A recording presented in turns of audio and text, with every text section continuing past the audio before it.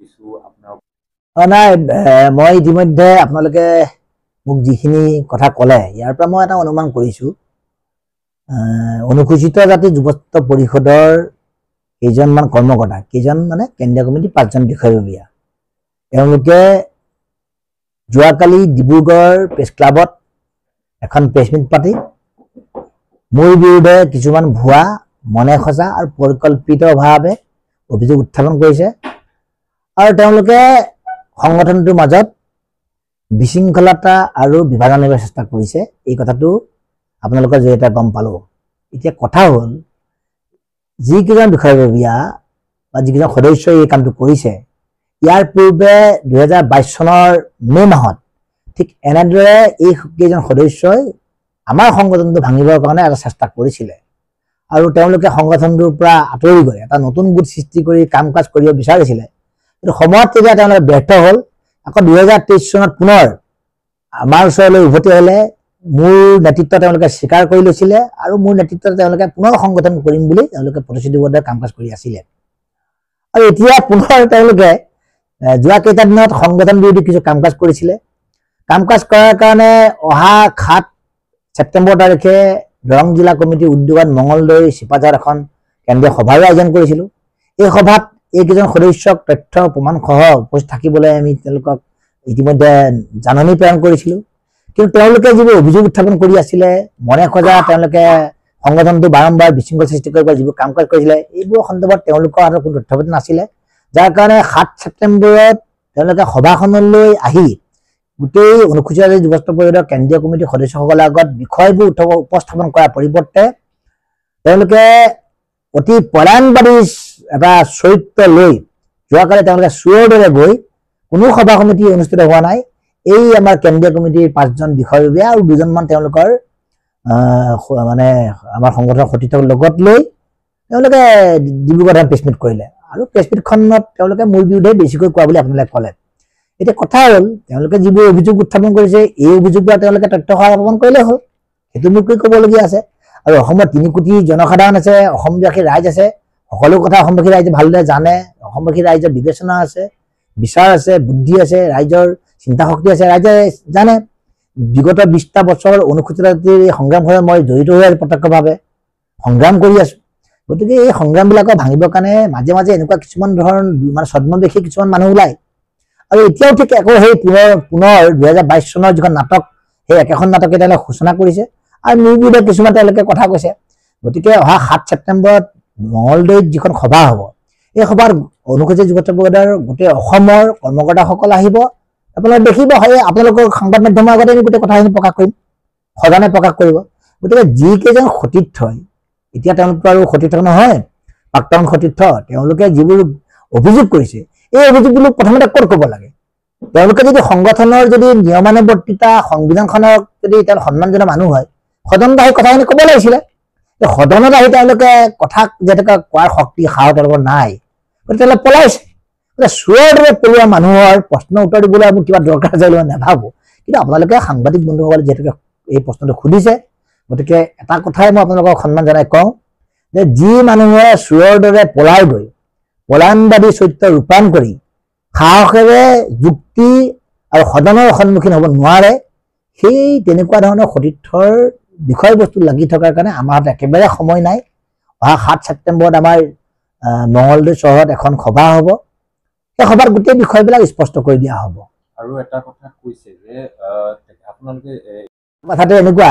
যে প্ৰতিটো কৰ্মসূচী মই সভাপতি হিচাপে দায়িত্বৰে পালন কৰোঁ সদনৰ যি সিদ্ধান্ত কেন্দ্ৰীয় কাৰ্যনিৰ্বাহক সমিতিৰ যি সিদ্ধান্ত এই সিদ্ধান্ত মতেই আমাৰ মইতো ভাবোঁ যে অনুসূচিত যুৱত্ব পৰিষদে ইমান সভা সমিতি কৰ্মসূচী কৰোঁ সকলোবিলাক আমাৰ গণতান্ত্ৰিকভাৱে হয় সৰ্বসন্মত সিদ্ধান্ত হয় এওঁলোকে দেখোন তাত সদনৰ আহিলে বৰ বৰ কথা কয় এওঁলোকেতো প্ৰস্তাৱ দাখিল কৰে এইকেইজন মানুহে প্ৰস্তাৱ লিখে আকৌ তেওঁলোকে আকৌ যদি এই কথাটো কয় কিবা হাস্যৰ কথা গতিকে ক'বলগীয়া এটা কথা আছে যিকেইজন মানুহে গুৱাহাটীৰ হোটেলত থাকি হোটেলৰ ভাড়া নিদি ৰাতি ইয়াৰ পৰা গাড়ী ধৰি পলাই দিলে সেইজন মানুহৰ কথা ক'বলৈ কিবা আছে এই হেমকান্ত দাস অভিজিৎ দাস মুক্তিনাথ দাস অমিত পান দাস এইকেইজন মানুহে যোৱা আপোনাৰ 12-13 তাৰিখে 12-13 আগষ্ট তাৰিখৰ দিনা চানমাৰীত থকা মুক্তা লজত থাকিলে তেওঁলোকে সংগঠন কামত থাকি তেওঁলোকে প্ৰায় 6,000 টকা হোটেলত বিল নিদিয়াকৈ তেওঁলোকে ৰাতিয়ে পলাই দিলে।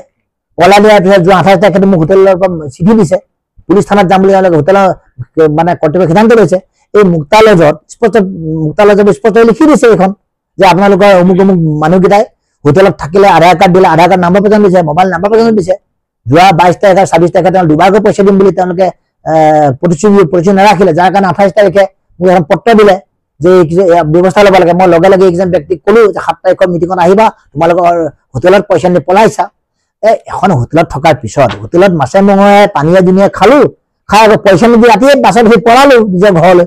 কেনেকৈ লিডাৰৰ কাম হে, এইটো বৰ ঘিণৰ কাম নহয়। কিমান লাজ লগা থাককচোন বাৰু আপোনালোকে। যিকেইজন লিডাৰ, মই তেওঁলোকৰ লিডাৰ বুলিয়ে কৈছো, তেওঁ লিডাৰ ডাঙৰ ডাঙৰ টিভিত যেতিয়া কথা কয়, হোটেলত কথা ক'ব পাৰে, তেওঁ ডাঙৰ লিডাৰ। তেওঁলোকৰ লগত খোৱা বোৱা কৰবাত দেখিছে নেকি? সেই 5জনেই লগত তেওঁলোকৰ 2জনমান মানে লৈছে, 8জন মানুহে ইয়াত সংবাদমেল দিছে।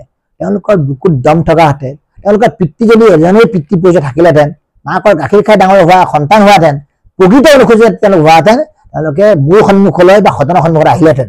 সেই কামটো তেওঁলোকে কিয় কৰিব নোৱাৰিলে? তেওঁলোকে কিয় পলালে? হোটেলৰ পৰা পইচা নিদিয়াকৈ ৰাতিয়ে পলালে, আকৌ এতিয়া সদনৰ পৰা পলাই তেওঁলোকে এতিয়া পলাই পটং দি আকৌ ডিব্ৰুগড়ত গৈ প্ৰেছ মিট পাতিছে। কোনখন জিলা কমিটিৰ সম্পাদক তেওঁলোকৰ লগত আছে কওকচোন বাৰু? আমাৰ নলবাৰী জিলা কমিটি, তিনিচুকীয়া জিলা কমিটি, শিৱসাগৰ জিলা কমিটি ভংগ হৈ গ'ল ইতিমধ্যে। আজি প্ৰায় 2টা মাহৰ আগতে ভংগ হৈ আছে। সেই জিলা কমিটি ভংগ হৈ থকা জিলা কমিটি কোন প্ৰতিনিধি তেওঁলোকৰ লগত আছে? তেওঁলোকৰ সাহস আছে, বুকুত দম আছে তেওঁলোকে দেখুৱাবলৈ। এই মুখখন থাকিলে বুলি গলাটো চিঞৰি চিঞৰি তেওঁলোকে ইমান কথা ক'ব লাগে নেকি? এতিয়া আচল কথা হ'ল যে তেওঁলোকৰ চান্দা তোলাটো বন্ধ কৰি দিয়া হৈছিলে আৰু তেওঁলোকে আচৰিত হ'ব, এইবিলাক কথা ক'ব নালাগে, তথাপিতো মই আপোনালোকক সোধাৰ কাৰণে কৈছো। এইকেইজন ব্যক্তিয়ে বছৰেকীয়া হিচাপত আগধন হিচাপত তেওঁলোকে লয়, আগধন হিচাপে পইচা লয় ব্যৱসায় প্ৰতিষ্ঠানবিলাকৰ পৰা, আপোনাৰ হোটেলৰ পৰা। এই চাইনবোৰ্ডবিলাক যে থাকে যে হোটেলত লিখা হয়, এই চাইনবোৰ্ডৰ নাম্বাৰবিলাক টুকিব, ফোন কৰি ক'ব যে মই অমুকে কৈছো পইচা লাগে সংগঠন নামত। মোৰ ফটোখন তেওঁলোকে দেখুৱাই কিমান মানুহৰ পইচা সংগ্ৰহ কৰে। মোৰ এই যে আপোনালোকে যে প্ৰকাশ কৰে কাৰ্যসূচী কৰি থাকে ফটোবিলাক, এইবিলাক দেখুৱাই তেওঁলোকে য'তে চান্দা তুলি থাকে। এই কথা বতৰাবিলাক যেতিয়া গম পাওঁ, যেতিয়া বন্ধ কৰি দিলো, লগে লগে ৰুবিলাক বেয়া হৈ গ'ল। এতিয়া মেৰুদণ্ডহীন মানুহৰ লগত আৰু কি কথা পাতিব? তেওঁলোকৰ লগত তেওঁলোকৰ প্ৰশ্নৰ উত্তৰ দিবলৈ কৈ ধৰণে মোৰ মানে মই যে মানে অসমত 3 কোটি মানুহ আছে, 3 কোটি মানুহে জানে কোনে কি কৈছে। তাৰ 3জন মানুহে তেওঁলোকৰ এইবিলাক চাই নিউজবিলাক চাই পেলাই মোক সেই 3জন মানুহক লগে লগে ফোন কৰে।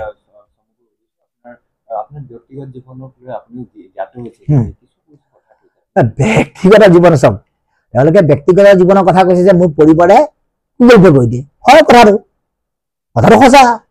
মই গুগল পে কৰিবলৈ বা মই এইবিলাক মোবাইলত এইবিলাক কাম কাজ কৰিব নোৱাৰো বা নকৰো। মোৰ ঘৰত থকা মোৰ পত্নীয়ে সহায় কৰি দিয়ে, তাতে কি কথা হ'ল? তেওঁলোকে যদি তেওঁলোকৰ তথ্য প্ৰমাণ তেওঁলোকে গোচৰ দিয়ক থানাত গৈ পেলাই। চৰকাৰ আছে, কিমান চৰকাৰ CID আছে, পুলিচ আছে, প্ৰশাসন আছে, ED আছে, CBI আছে, কিমান ডাঙৰ ডাঙৰ তদন্তকাৰী অনুষ্ঠান আছে। তেওঁলোকে সেইবিলাক দণ্ডাই নহয়। তেওঁলোকে মুখখন থাকিলে বোলে যাকে তাকে কিয় গৈ থাকে? এইবিলাক বেয়া কথা, এইবিলাক কৰিব নালাগে, অতি ঘৃণনীয় কথা। এই তেওঁলোকৰ কথা শুনিলে মোৰ নিজেই লাজ লাগিছিলে। মানে নিশ্চিতভাৱে মই আজি এতিয়া কিছুসকল সতীৰ্থই মোক বহু নথি পত্ৰ দিছে। এই নথি পত্ৰবিলাক এতিয়া মই মোৰ আইনৰ যি মানে উপদেষ্টাজন আছে তেওঁলোক পঠিয়াইছো। গোটেই তথ্য পাতিবিলাক চাইছে। এটা চাইবাৰ ক্ৰাইম, মোৰ বিৰুদ্ধে কিছুমান মনে সজা ভুৱা পৰিকল্পিত গোচৰ মানে কথা তেওঁলোকে প্ৰকাশ কৰি আছে। এই কথা বতৰা তথ্য পাতি সহকাৰে তেওঁলোকে দিব লাগে, যিহেতুকে তেওঁলোকে দিব পৰা নাই। গতিকে এই সন্দৰ্ভত মোৰ ভাৱমূৰ্তি নষ্ট কৰিবলৈ, সংগঠনটোৰ মাজত বিভাজন আনিবলৈ তেওঁলোকে এইবোৰ কুৎসা ৰচনা কৰিছে। ইয়াৰ সন্দৰ্ভত আমি আইনগত ব্যৱস্থা ল'ম। আৰু এটা কথা স্পষ্ট যে এই যিখন সংগ্ৰাম চলি আছে, এই সংগ্ৰামখন চৰকাৰৰ বিৰুদ্ধে। কাৰণ অসম চৰকাৰে অনুসূচিত জাতি ৰাইজক কৰা প্ৰতাৰণা প্ৰবঞ্চনাৰ উচিত প্ৰত্যুত্তৰ দিয়াৰ কাৰণে সংগ্ৰাম। আৰু চৰকাৰে এচাম ন্যস্ত স্বাৰ্থ মহলে এই এনেকে মাজে মাজে 2-4 টকা ছটিয়াই দি এনেকে 2-4টা ল'ৰাক কিনি লৈ যায়। এই 22 চনতে এবাৰ তেওঁলোকক নিছিলে, তেওঁলোকে ব্যৰ্থ হ'ল, আকৌ আহিলে, আকৌ এতিয়া একেটা নাটকে কৰিছে। গতিকে এওঁলোককেইটাই চৰকাৰী পক্ষৰ পৰা 2-4 টকা পাইছে, চাহ পানী খাইছে। গতিকে তেওঁলোকে মনৰ ক্ষোভবিলাক উজাইছে। কি কৰিব? খুব বেছি ফেচবুক, হোৱাটছআপ, মিডিয়াত কৰি থাকিব তেওঁলোকে, আৰু আমি আমাৰ কাম কৰি থাকিম। এইখিনিয়ে আৰু।